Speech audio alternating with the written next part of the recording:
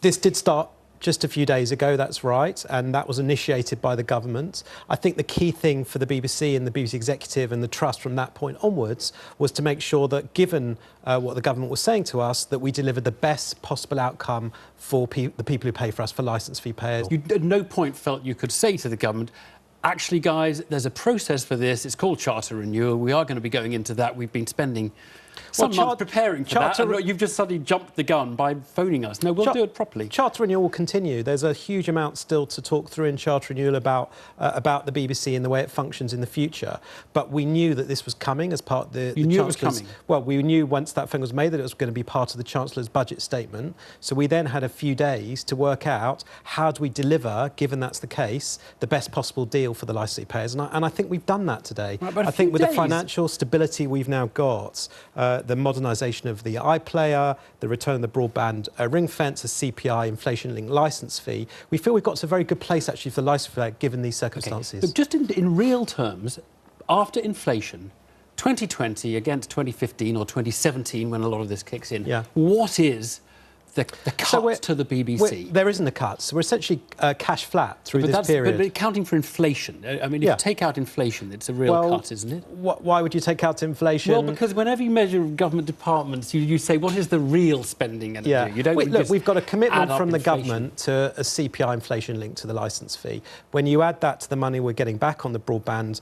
rollout programme that the BBC is contributing to, when you add that to the fact that we will have legislation, we're told, within a year to modernise the licence fee for an on-demand universe, we come out cash flat. Crucially also, we actually come out with some money to invest in the first couple of years of the new charter. We know the world is changing fast. We know digital is taking hold with audiences in a big way. So we're actually going to have a bit of money to invest in those first couple of years. What the real BBC income is expected to be over the period of this? We absolutely do. Post-inflation, do we know what it is? Yes, we absolutely do. So we've done a great deal of modelling how the over 75s will affect us. But the key message from us today is that when you take in the inflation link, when you take in the broadband rollout, when you take in all those factors, we can deliver a cash flat income. Cash flat, I'm trying to get at the real spending, because honestly, on Newsnight, we would never let a government department tell us their budget in cash terms. We'd always say, what is it after inflation?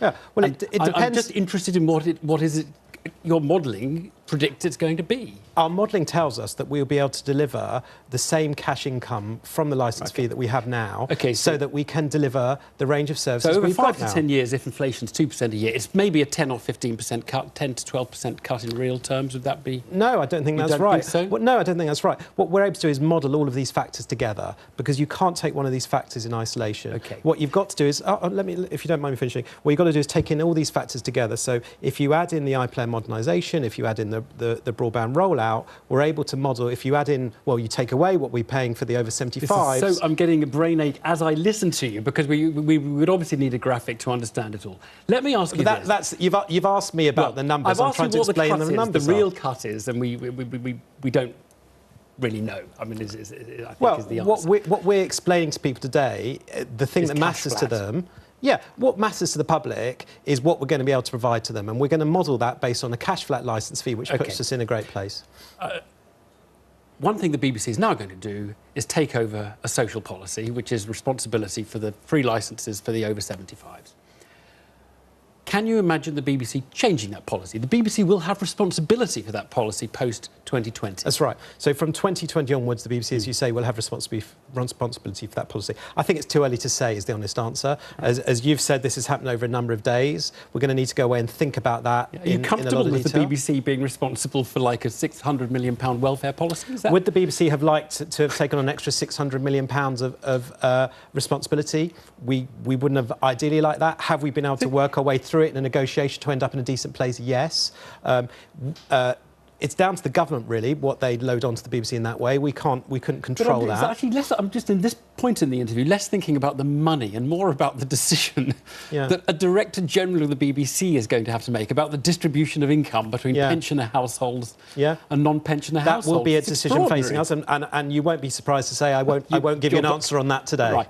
Did you at any point think about whether you should resign as a result of the government bullying the BBC into things that the BBC clearly is uncomfortable to take on? No, we have had a tough negotiation. I don't think it would have been appropriate for us to sit around the executive and talk about resigning. We've got a staff we're responsible responsible for, who's running the place and who's responsible for their staff if you walk out the door. It was our job to negotiate the best possible deal we could with the government within this time frame, given what they were asking us to do with the over 75s, and I believe we've done that. We've got financial stability, we've got a cash flat settlement, we've got an opportunity to modernise the licence fee. I think we've come out of this in a pretty good place today.